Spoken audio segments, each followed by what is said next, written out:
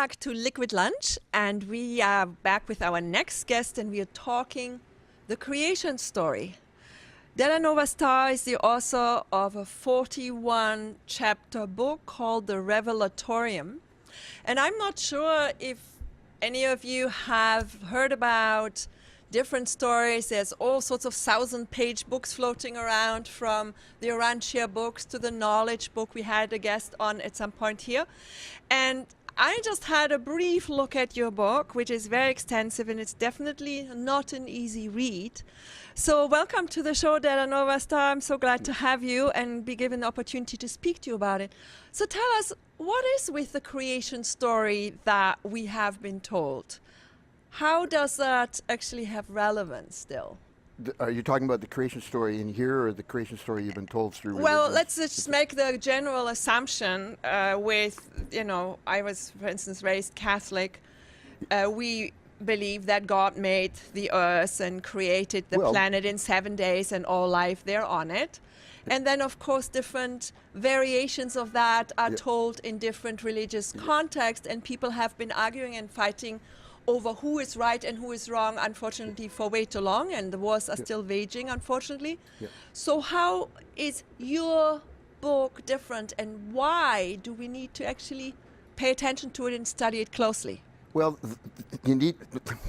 nobody needs to, everybody should. How's that? The Revelatorium has been brought through humanity. It's not a work of my consciousness or my ideas or my thoughts or my views on things. It was a inducted work. I'm the wordsmith. I call it the wordsmith. I'm not the author. My responsibility was to take the thoughts that I received and put them into a language that you could understand. And it starts, the chapter 3, which is the one you haven't read yet, goes right back to the very, very, very beginning, which is a dark heaven pool, a great heaven pool of darkness, which is just intelligent breath and tiny particles of substance.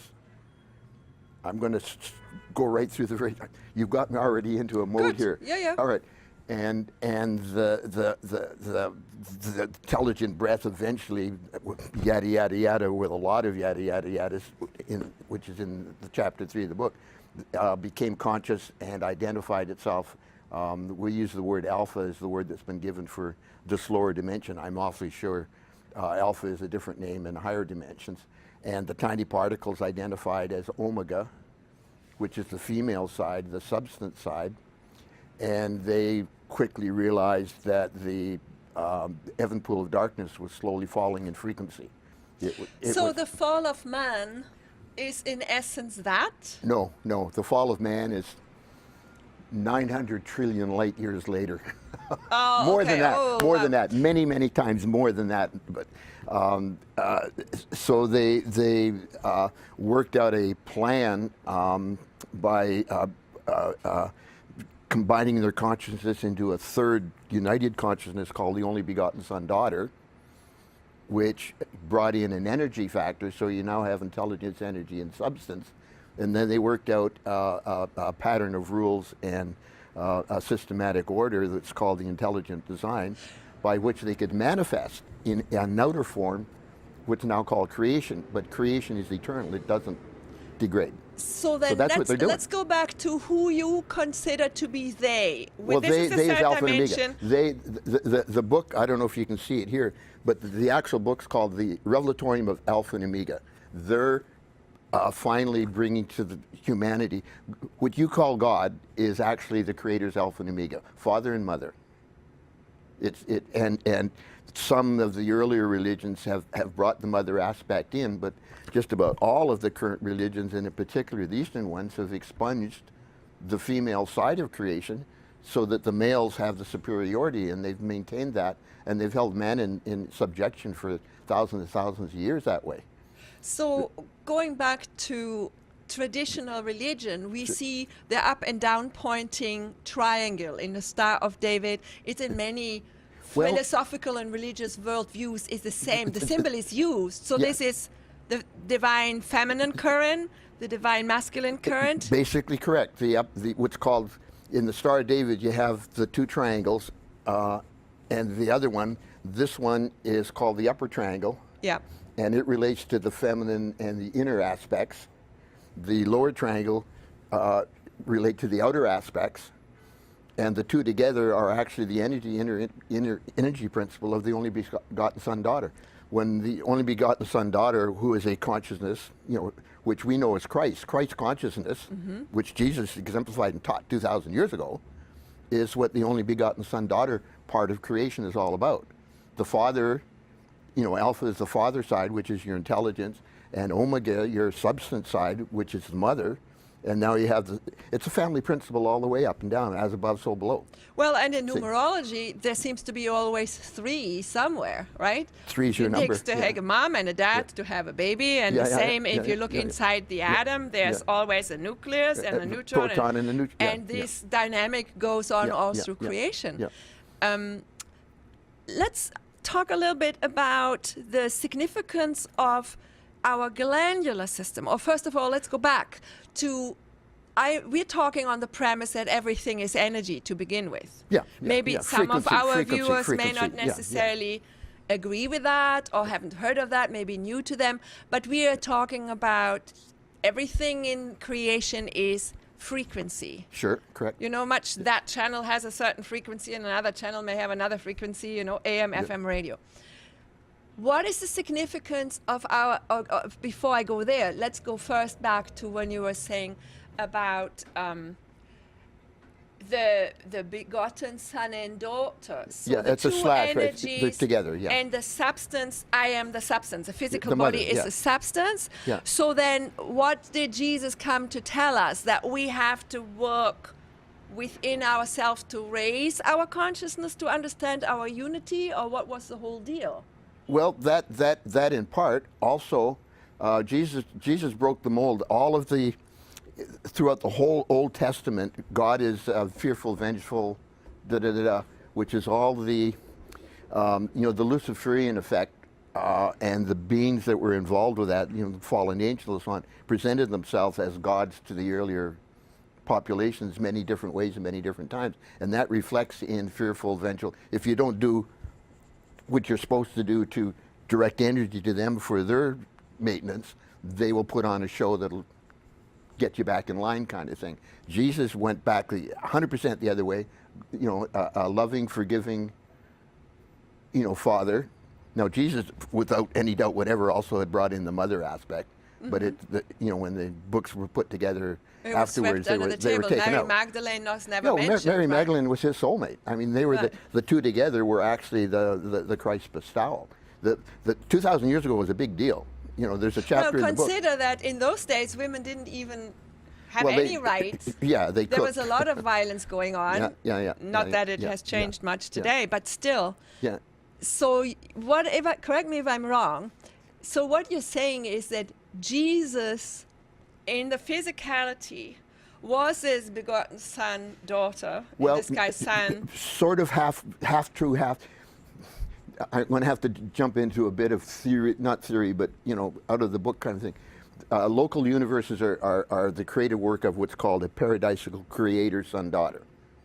All of the outer creations are built by local universes of 1,000 galaxies each, and the creator son-daughters put their blueprints together. This is what we want our creation to do, contribute to creation. So it's approved by Alpha and Omega, or the Holy Trinity, who are Alpha and Omega and the only begotten Son together. It's called the Holy Trinity.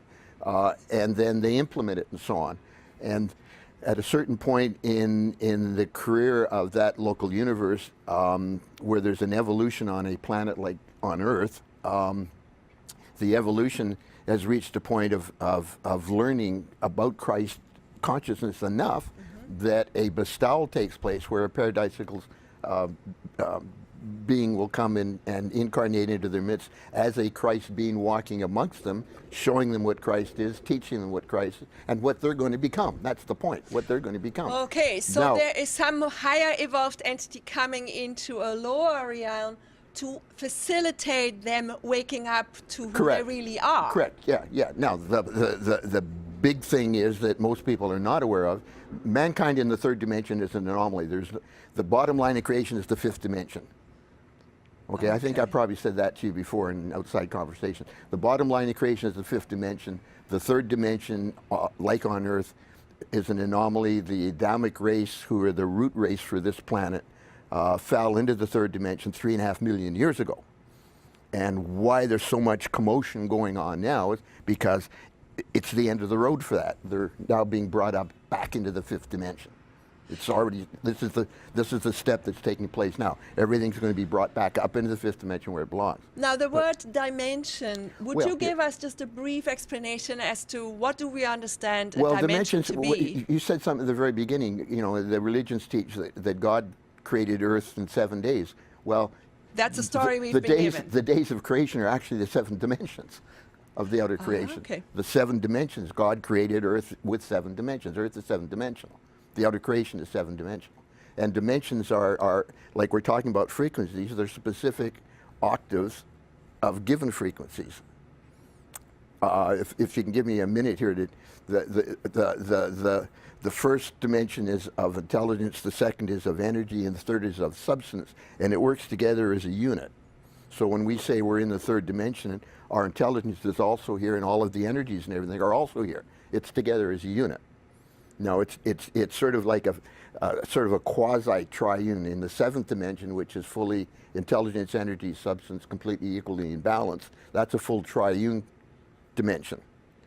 So the first 3 dimensions are like a triune dimension, but they're not properly, because they're actually three separate dimensions. The 4th dimension, which is substance and energy, is what it's called the astral planes. There are 7 super universes. There are 7 dimensions in each super universe, which is 49 octaves or 49 different frequency levels. So the astral planes mirror, you know, as energy levels or escalations, that 49 octaves, or not octaves, but levels. Mm-hmm. The 5th dimension, which is the bottom line of creation, where creation really starts, is of substance and intelligence, and that's where the evolution, the ascendant beings of creation start. They're born and start at the 5th dimension, and they start learning. They're not Christ triune yet. That's the whole point of the evolution. They learn progressively what Christ is about. Once they've reached a sufficient level, they're ascended up into the 7th dimension. They start putting it into practice. Once they've finished that part of their evolution, they're back into the inner creation, and eventually at the feet of the creators in paradise, and they become trinitized. So what I hear you say... And then they come back out and work to help the next level of evolution. At this level, yeah, we may not even be aware that we use this word spirituality really lightly, but we are actually the spirit in a physical classroom, so to speak. Your real self, like you're just an outer projection around, and your outer ego is just a composite of the frequencies of your outer body, your intelligence in that outer body, and your energy moving through that outer body. That's your outer ego. But your real self, your true self, is your triune celestial atom, which is in your pituitary gland. So, you know, that's the Christ within. That's. So now let's just hold this, and I want to pick up on that later. So what we're dealing with in the world out there, and somebody watching may say, well, how does that relate to my life? You know, I just got fired. Doctor told me I'm not going to make it. And, you know, there's so many challenges that people right now are facing. Is that then indicative of what you were saying, the confusion that was created because we were generally not to be in 3D? In the 5th dimension, there's no such thing as inertia, mass. There's no such thing as evil. None of that stuff exists in the 5th dimension. It's only down here. So we're in. If you can imagine being like 6,000 feet down at the bottom of the ocean, and it's pretty chaotic down there.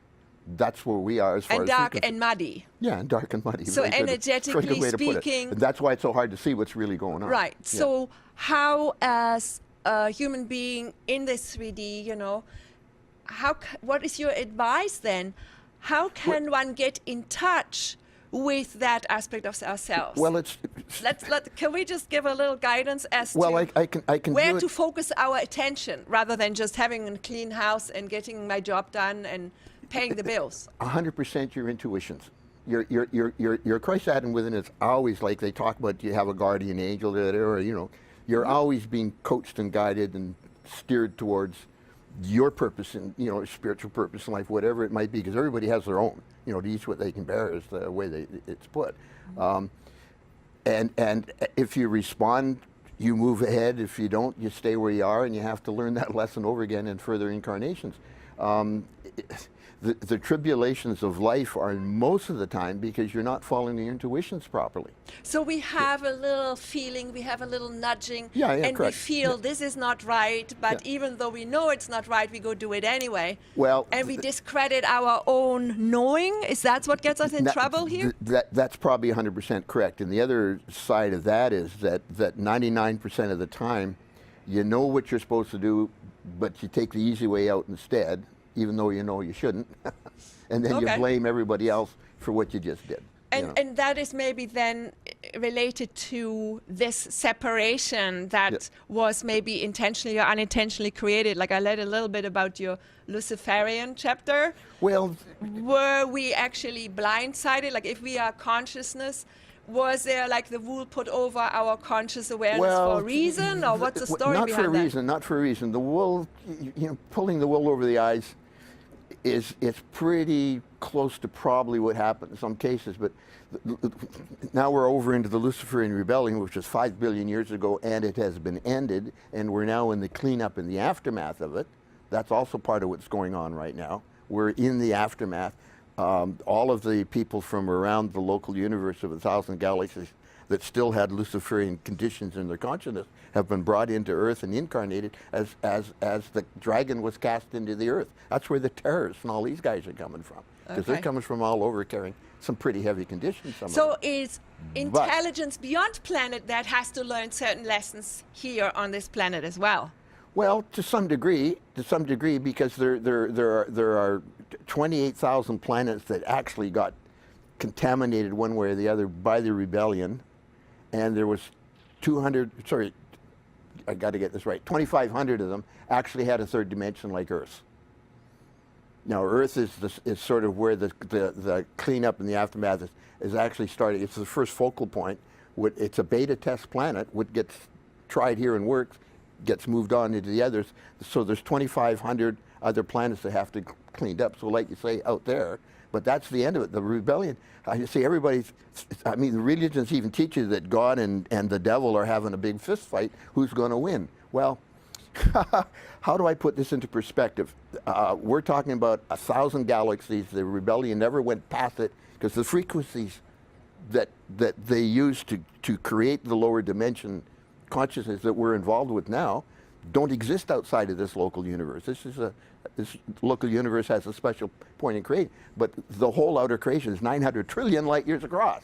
So how big is this little bit of this little galaxy compared to 900 trillion? So the Luciferian rebellion was a really big irritation, but wasn't even a molecule out of a grain of sand in 5 oceans. In the big picture In the big picture, And correct. yet a lot of people, whether you call them ET researchers or conspiracy theorists, or Alex Collier talked about that this low vibration exists in different parts of the universe as well, but it's not really measuring up on the big scale either. On the big scale, no, it's only on a few of the planets. It's only on a few of the planets. I see a lot of bottom line of creation congruency. is the 5th dimension. I can't emphasize that more. So the now, bottom line of creation is the 5th dimension. Let's go back to, you were saying the significance is the pituitary gland. Let's talk Holy Grail. Pituitary pineal gland. Well, it's because the Holy Grail is not a box out there that we need to no, fight no, over, no, right? no, no. So what is it? It's not a cup. Right.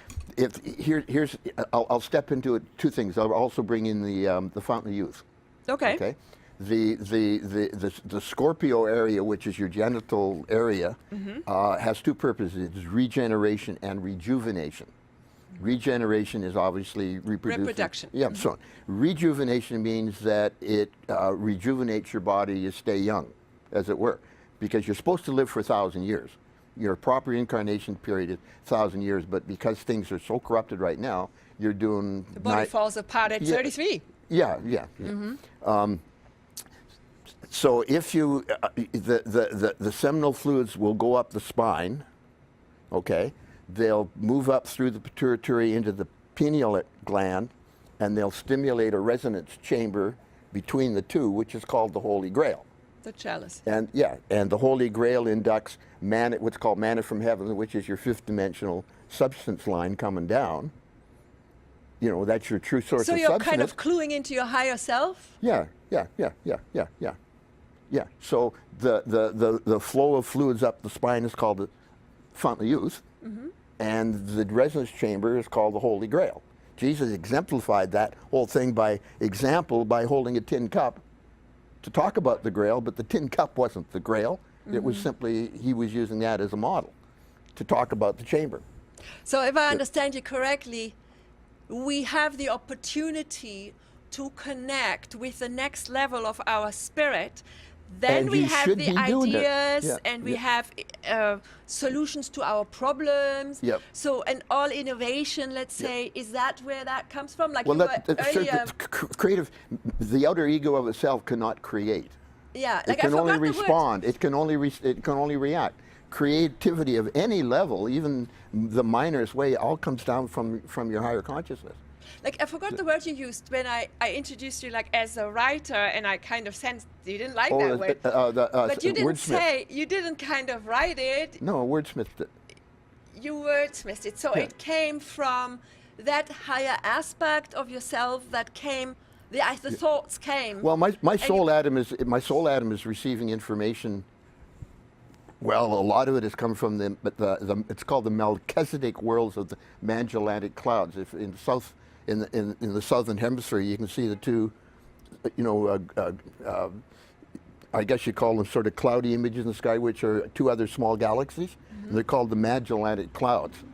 And the Melchizedek engineers Melchizedeks are the engineers that build the creations according to the blueprints that the Creator Son Daughter says, here, we want you to build the bridge over here. This is like a planet. Yeah.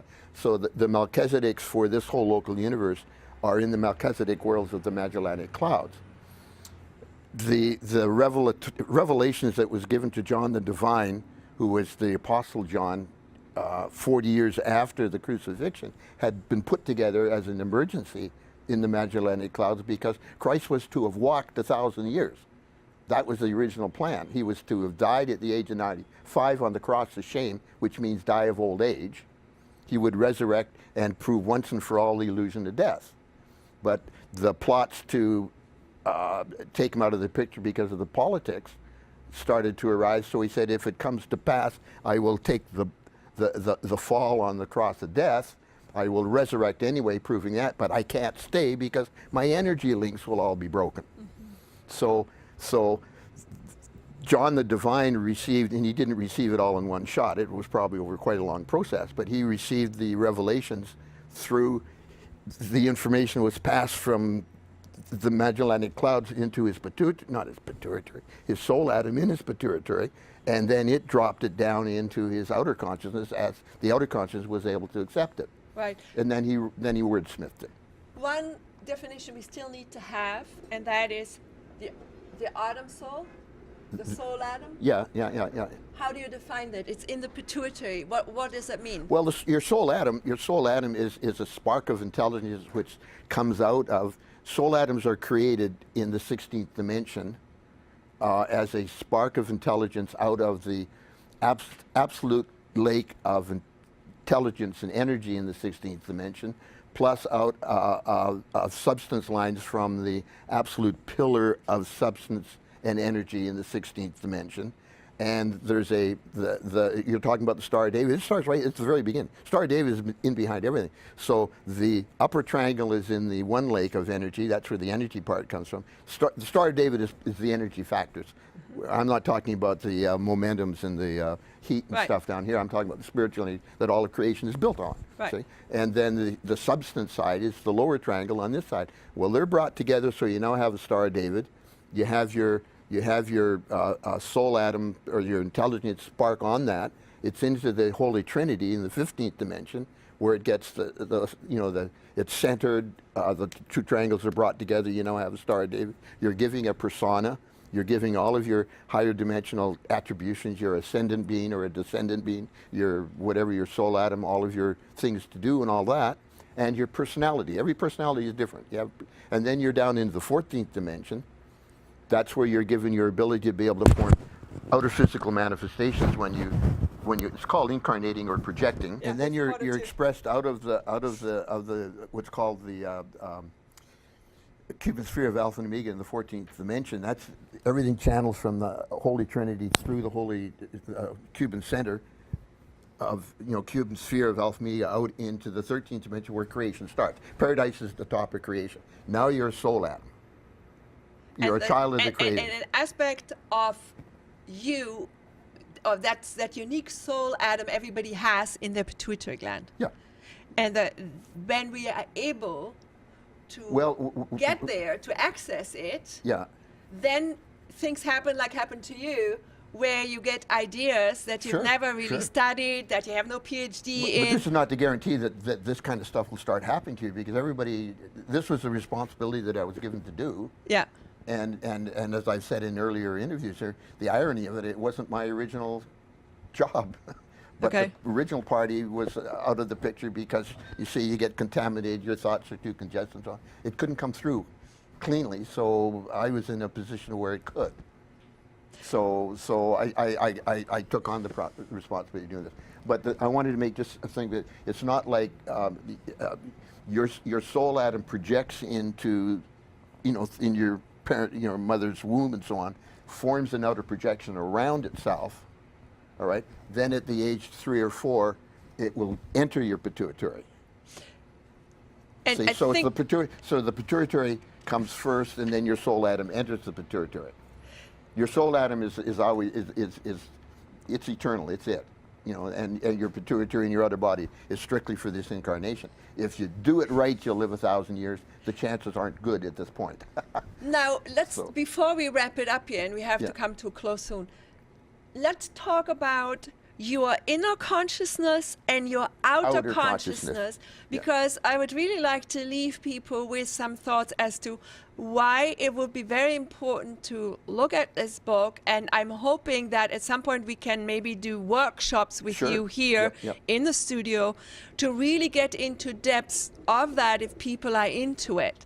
Because it's not an easy subject, but I think there is a lot in it that could actually help people in their day-to-day. If I'm struggling with self-esteem issues, or I've gone through all sorts of traumas right now and I don't know where maybe there is some answers as to why this breakdown in the apparent 3D reality is happening, and maybe we can help people out of that by giving them a bigger perspective on things. Well, the long and the short of it is that the name of the game is for your outer consciousness ego to come into alignment with your inner consciousness soul atom, and then at the end of your incarnation period, your outer ego is absorbed up into your higher consciousness. That's what's called an adopted fruit. You may have run across that expression. That's what it means. The way the fifth dimension up, the way the ascendant, evolutionary part of creation, that's how they evolve. They absorb up whatever their outer consciousness experience has been. We're supposed to be doing that down here, but the conditions are pretty chaotic, so it tends to stay very separated. So there are people here. In essence, we all have to kind of manifest what's in our soul, atom soul, and bring that out to advance humanity. We have to bring ourselves up to the purity of our inner expression. That's what Jesus was trying to teach. That's what Christ is. That's what Christ's expression is. Now, the outer ego is with the outer body. So when the outer body is gone, the outer ego is gone, except if it's been worth enough, or whatever part of it is worthy enough to be brought up into your eternal self. See? I think this would be a really good point to maybe wrap it up, because we are, just to summarize, we now we're not even at the tip of the iceberg yet. But I think what I'm getting a glimpse of is now that, and please correct me if I'm wrong here, but that as a human in this body, the real human is actually that consciousness. Correct. And we have to understand the inner workings. Like, we're still having trouble with our 5 senses at times, but there is a working to the essence, the soul how to access the soul atom, how to hook into a higher aspect Well, you of listen ourselves. you listen. And then you it will then guide our Ask and you shall 3D receive. action, right? Jesus said, no, this is not to be religious or anything when I keep bringing up the name Jesus, but Jesus taught a lot that was completely ignored. It's just ask and you shall receive. Yeah. If you're not sure what's up, ask, and you will almost immediately get, you know what you should do. And then, as I said, most people will do the exact opposite and then blame something else. But if you ask, you're almost your soul atom is working real hard to get you up to speed, because it's for its benefit too. The question is, so how do you distinguish your conditioned mind chatter, thoughts going a mile a minute, to when this information comes from the other side, from your soul atom?